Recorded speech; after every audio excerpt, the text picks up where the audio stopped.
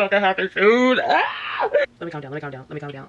Ooh, I know I'm about to start bawling. I know I am. I know I am. I can't do it. Okay. Hey everyone, I am back with another reading vlog. For this one, I'm going to be reading two books by Madeline Miller. The first one is Circe, and the second one is The Song of Achilles. The first book, it was super popular when I was working at the library, and it was always like on hold or checked out or whatever, so I never got a chance to read it. So I will be reading this one, and then the second one, I don't really know much about it, but I do know that like I've seen like videos of people like crying about it, or like, you know, like joking around that they like have cried about it. And so I am looking forward to this one. The first one, the only thing that I know about it, or like know what it's about, because I've watched a reading vlog where someone has read this, and basically from my understanding it's about like both of the books are about like Greek mythology and whatnot, and this book, the first one, is about a god named Circe, and she is like a god that doesn't have any powers, and then one day she develops powers, and she can do things that the other guys can't do, and then they decide to banish her, and we basically follow her adventures from there, and that's really it. I don't really know what else the book is about. I look forward to reading the both of them, and I will let you guys know my thoughts once I'm either halfway through this first one or when I'm ready to give my thoughts. Okay, see you then.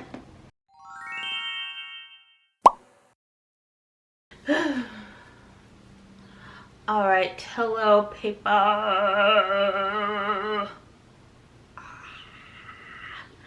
All right people, I am back. I have finished reading Circe by Madeline Miller, and I'm here to give you my review and my thoughts about it.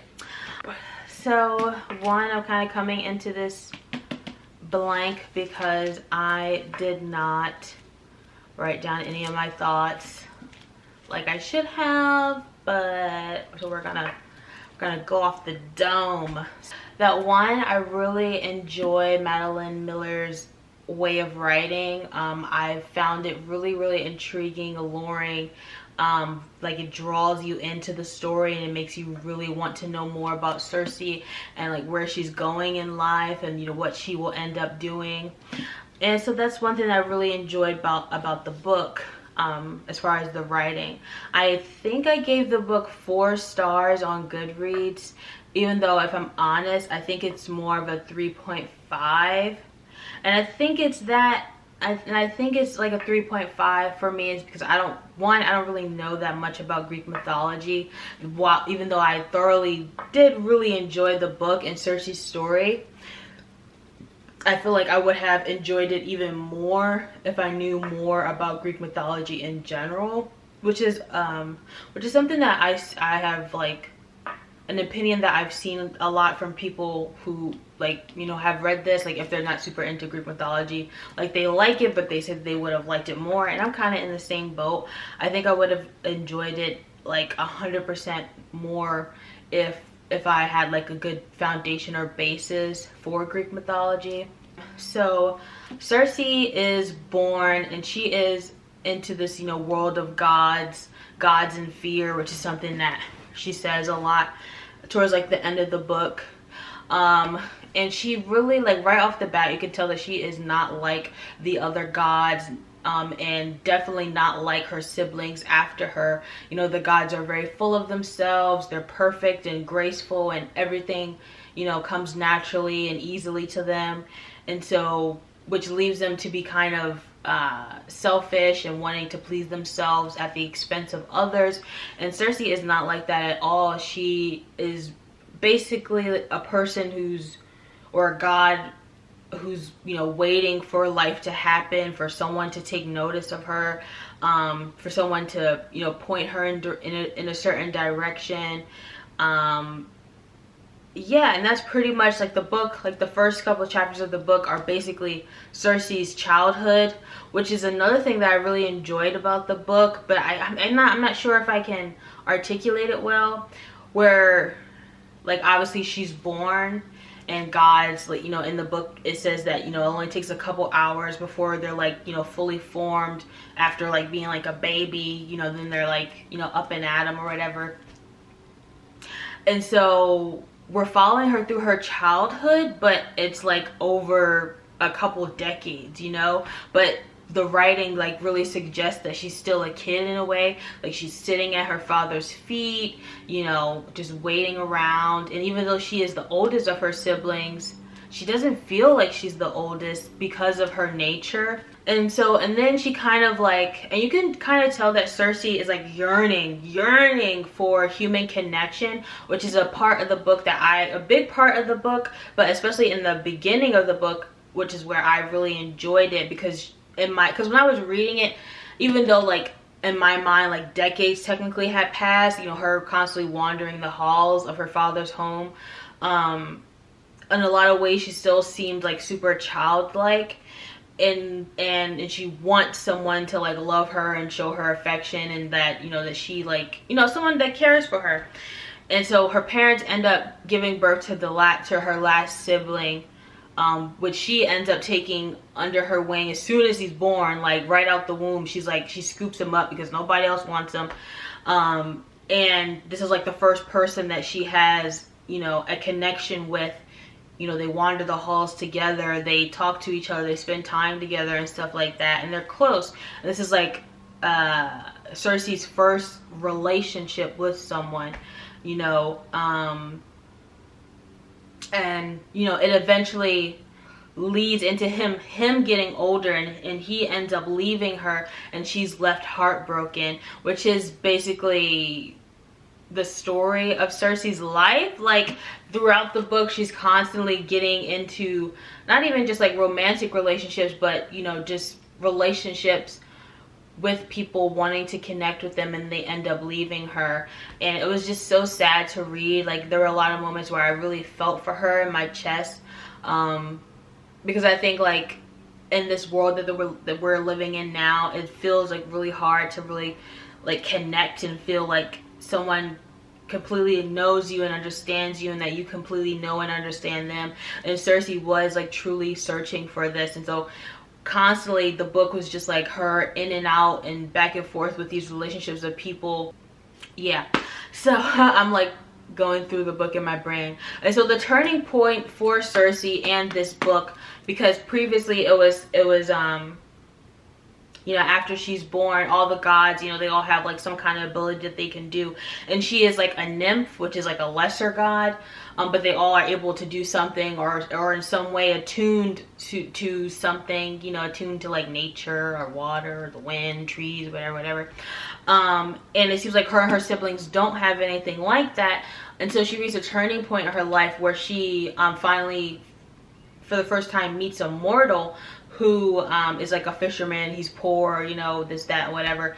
And she ends up turning him into a god through, you know, using like different herbs and flowers and, you know, things out in the wild or whatever, and turns him into a god, which, you know, completely changes his life, until it ultimately turns into, or ends up with him like, you know, completely leaving her in the dust, even though like she's the one who made him that. And there's also another situation where, you know, she created her mortal lover into a god out of love. And then she also has a moment where she uses these newfound powers for, you know, evil or whatever, and turns one of the girls into, you know, a monster.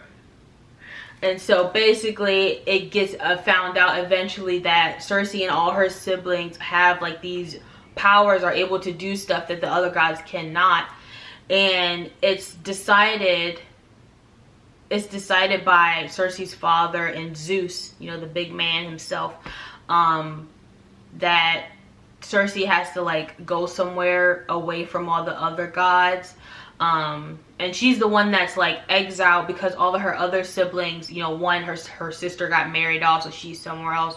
Her brother that she basically raised, you know, went off to and made his own island, or, you know, is in charge of his own city. Her other brother is also somewhere, you know, in his own city. And so Circe is the only one who's still stuck at home. And so they decide to banish her to an island all by herself.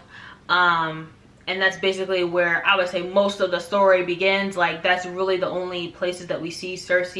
Like she's in the halls of her grandfather. Yes, her grandfather's home. and then she's on the island.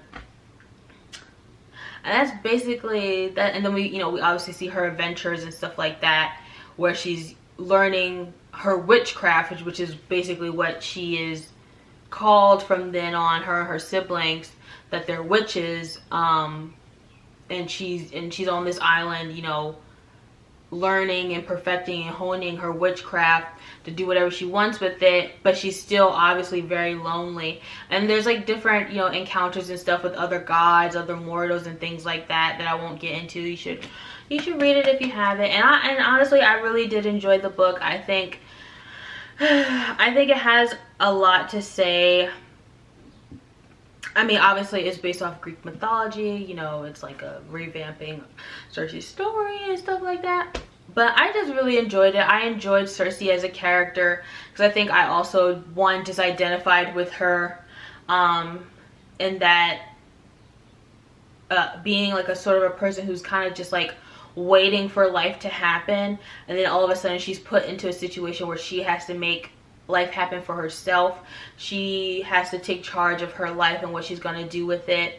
And there's even like at the end, which I'm not sure if it's like a big spoiler or not, but I'm going to say it anyway. So where she basically, you know, she's lived like, you know, 1,000 years or whatever, 1,000 centuries, I don't know, she's real mad old. And she's finally in a place where she's surrounded by people who she cares for, and she decides to use her witchcraft to turn herself into a mortal, so that way she can, you know, die. Because I'm trying, let me see, I should have marked it down, but there's like a line that she says, and there's like this and she does that with the nymph, but also with her mortal turned god. And there's like a moment where she's wondering, oh, and she like crushes up the flowers and stuff, and she goes to like take it, but she decides not to ingest the flowers because she's scared to figure out who she really is, you know. And like this whole journey of her throughout the book, you know, basically figuring out who she is, ends up at the end her using her powers in these flowers again, going back to her father's halls, into that grove to get those flowers, to use those flowers on herself finally, and to turn herself into a mortal. And let me see if I can find this thing that she has. Yeah, so it says, yeah. So it says, overhead the constellations dip and wheel. My divinity shines in me like the last rays of the sun before they drown in the sea. I thought once that gods are the opposite of death, but I see now they are more dead than anything, for they are unchanging and can hold nothing in their hands. All my life I have been moving forward, and now I am here. I have a mortal's voice. Let me have the rest. I lift the brimming bowl to my lips and drink. And so that part about her, you know, talking about gods, you know, they're unchanging, so they basically never really get to experience life in the way that mortals do, which is something that Circe talks about, you know, throughout the book, or she thinks about throughout the book. Which I thought was really beautiful, to be honest, and which you could really just tell like the difference between Circe and her siblings and all the other gods, and just the idea of like letting herself or turning herself into a mortal so that way she could fully experience life through having all these scars and calluses and things like that, and who can actually change, you know, physically, obviously mentally, but also physically. And it's just, I don't know, it was just real beautiful. This is a really beautiful book. There's something really beautiful about this book, and it just makes you like say at the end, like that was like the last page of the book, just like saying like, wow, like, you know what, good for you, Circe, good for you. Like she obviously, it took a long time for her to get there, but she took control of her own life and she decided where it was going to go. And I just love that for her. This is a really nice book. It was very sweet. It was very heartwarming, kind of sad, but also very nice. Very nice. I do think it was kind of weird. Like, I don't know. I guess technically they aren't related in any shape or form.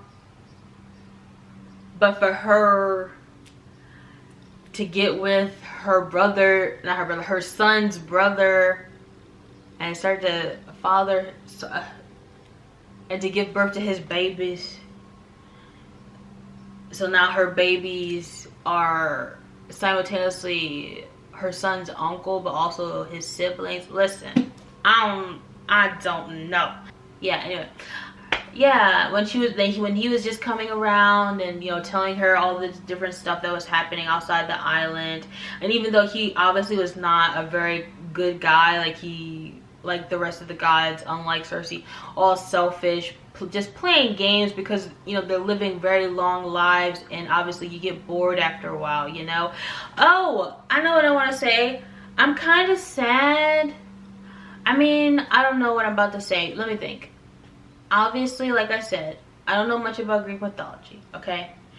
And I'm sure, you know, I didn't do no type of research before I read this, but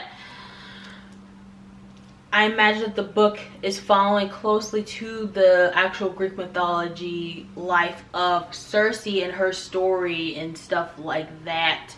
But I wish, you know, that the author would have taken her own creative, what's the word, license to, I wish Circe would have reconnected with the god. His name starts with the P, and he's like the one who gave the mortals the gift of fire, which like led to like civilization and stuff like that.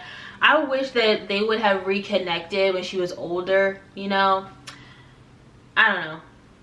I don't know why. I don't know. I just think like that moment for me, because that was like during, you know, Circe's childhood, and I feel like that was like the first person where she kind of had like this micro relationship with, who actually like paid attention to her, you know what I mean, who really like who gave her any, you know, some kind of attention or spoke to her like an actual person.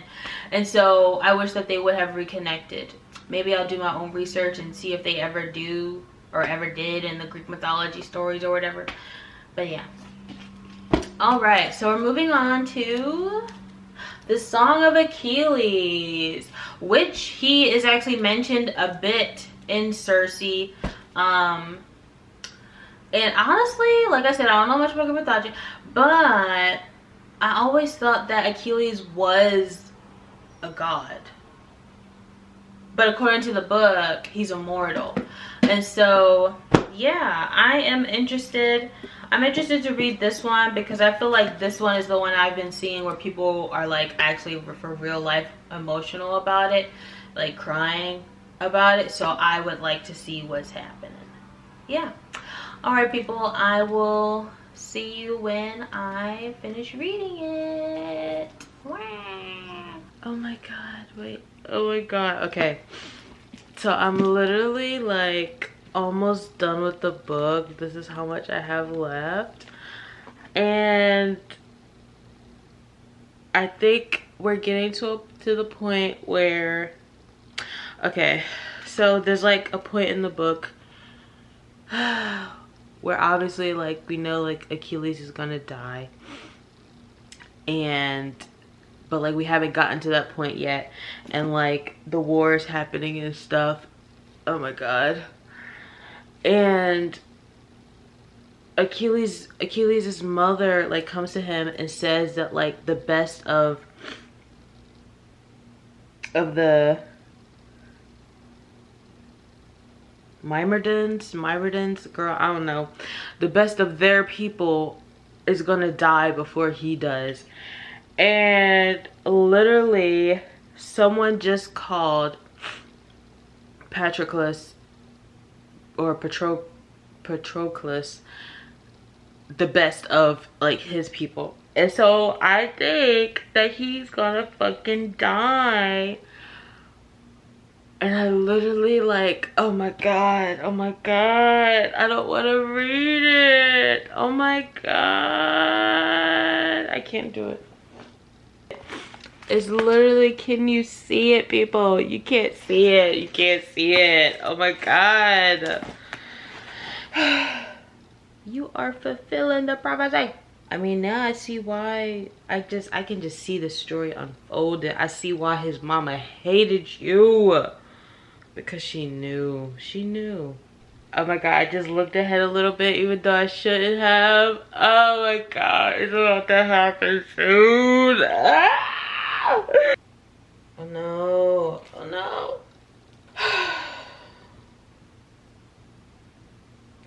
god.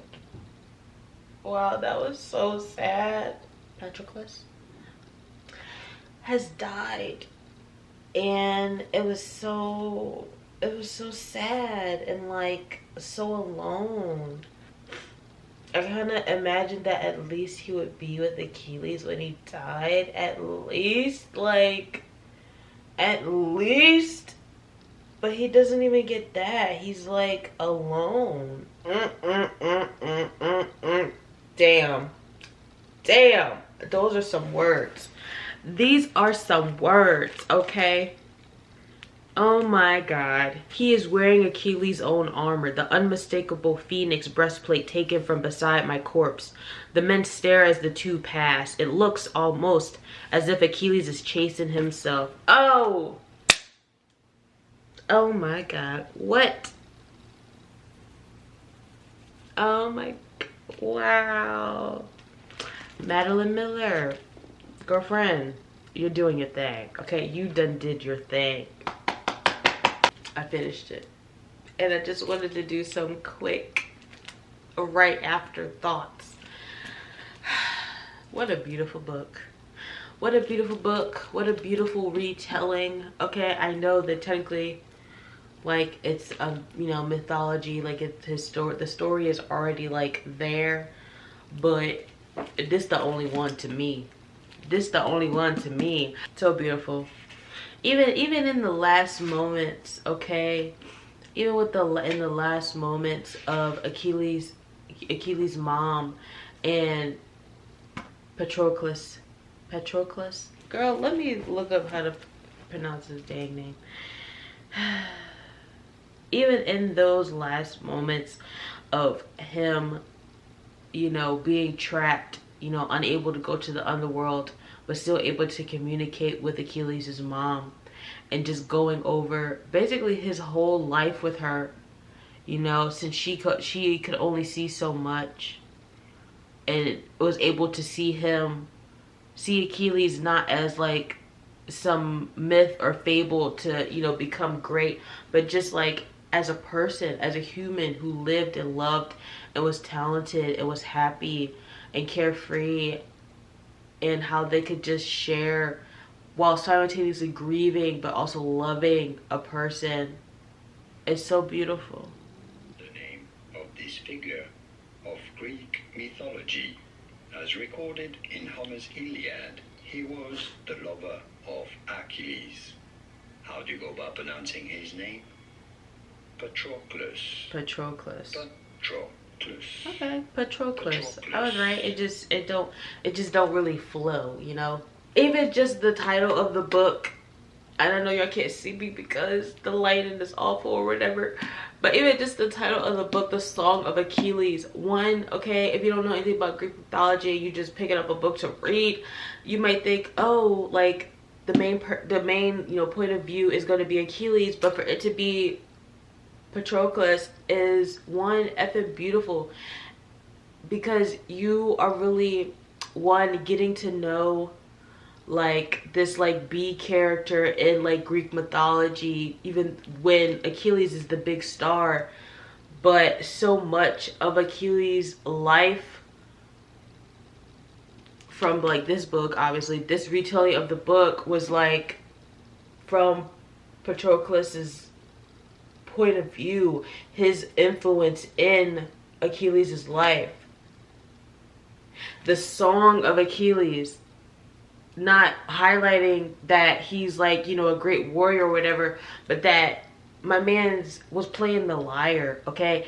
He was a singer. He had a beautiful voice, you know. There were other qualities to him. One, I just love books that are beautifully written, especially when it comes to love, that can really like make you ache.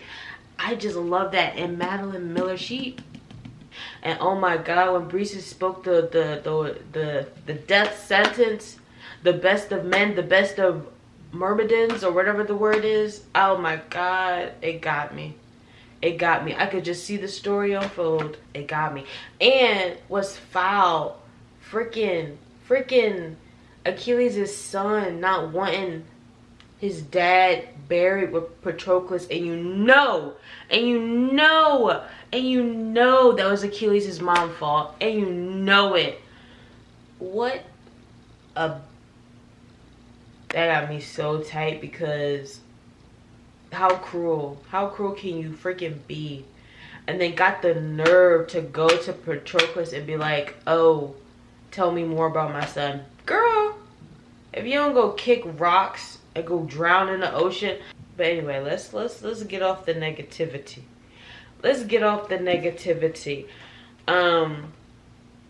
Madeline Miller. I also really, honestly, even after Patroclus dies, we don't automatically jump into Achilles' point of view. We are still in Patroclus's point of view, but as like a ghost, tethered to the world because his body wasn't, properly buried or whatever. And even like telling the story from that point of view. And also, like, I don't have the words to articulate it, but something about this book and Circe, and just the way maybe I guess Madeline Miller writes, or the way she writes these particular books, is that it kind of sounds like it's like present tense, but it's also past tense at the same time. I don't know what the word is for that, or like what it is, or if it's on purpose, or if it's happening. But it's something that I noticed with Circe and in this book, that it's like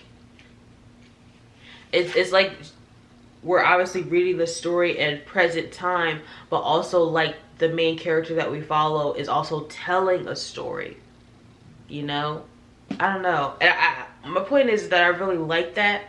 I don't know. I really like that. It's something that feels really nostalgic about it, and really beautiful the way it's written. And this is a wonderful book. I'm giving this 5 stars because, one, it made me cry. Any book that makes me cry gets 5 stars, okay? Any book that makes me cry, makes me freak out, make me say, oh my God, like 10 times, gets 5 stars. Like, even at the end, oh my God. I conjured the boy I knew, Achilles, grinning as the figs blur in his hands, his green eyes laughing into mine. Catch, he says. Achilles outlined against the sky, hanging from a branch over the river, the thick warmth of his sleepy breath against my ear. If you have to go, I'll go with you. My fears forgotten in the golden harbor of his arms. Just even the callback to the beginning of the book, when they kind of first met and they were, really starting to, beautiful. Which I really love, because it was the kind of thing that Madeline Miller, she did with Circe too. At the end of the book, she kind of called back to something that happened in the beginning. So it's just like a full circle kind of thing, and it's just so satisfying. It's still, honestly, hard F you to Achilles' mom, because I don't like her. Because honestly, what was the point of her not liking Patroclus? Let's really think about it. Why? Because it's not like he is a commoner, like she brainwashed Achilles' son to think. He was a prince. He was a prince himself.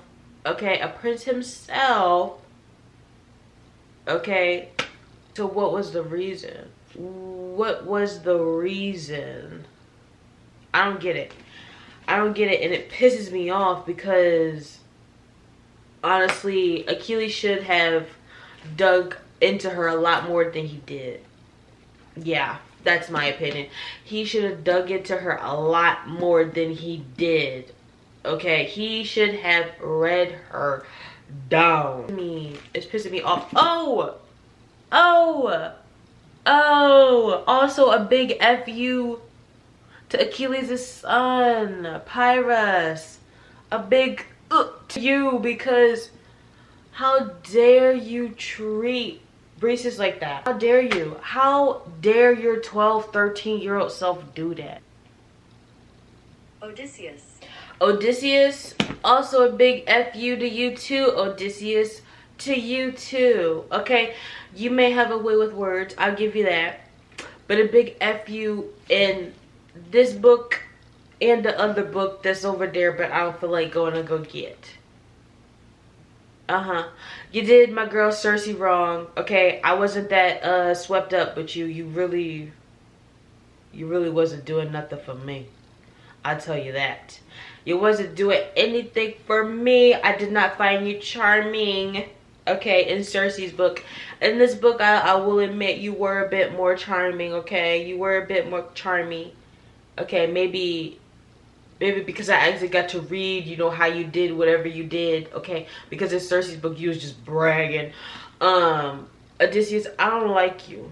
I don't like you at all, honestly. I don't like you at all because you a snake. You're a snake and you're all for yourself. You don't care about nobody. You don't care about nobody. Yes, you may have tried to plead your case for Patroclus and try to get pirates to, you know, bury their souls together or whatever. But you're still a loser in my book. I'm done. 5 out of stars. Go get it and read it if you haven't already. Okay, so I have finished reading both of these books for this reading vlog. I finished Song of Achilles last night and it completely destroyed me in the best way possible. I definitely preferred the Song of Achilles to Circe. Obviously because it made me cry. The romance was romancing, and even though the ending was kind of tragic, I just thought it was a lot more beautiful. I definitely loved Circe, and it was more of a good for her kind of book and ending. But shout out to Madeline Miller. Like, I really enjoy the way that she writes, the way that she has retold both of these stories. Obviously, like I said in the beginning of the vlog, or you know, sometime during the video, I am not super like well versed in Greek mythology, though I do enjoy, you know, reading about it, hearing about it and stuff like that. So I can't tell you like how accurate it is or how well, you know, how true to the story she actually is writing these retellings, but I enjoyed both of these books. I gave this one 4 stars, this one 5 stars. If I were to recommend one of these, I would definitely say this one. I feel like when I was working at the library, I saw a lot more hype for this book, or at least I saw a lot more people like checking it out compared to this one. But in my opinion, I think the Song of Achilles is the better of the two. Yeah, so that's pretty much all I have to say. Thank you guys for watching another reading vlog, and I'll see you in the next one. Bye!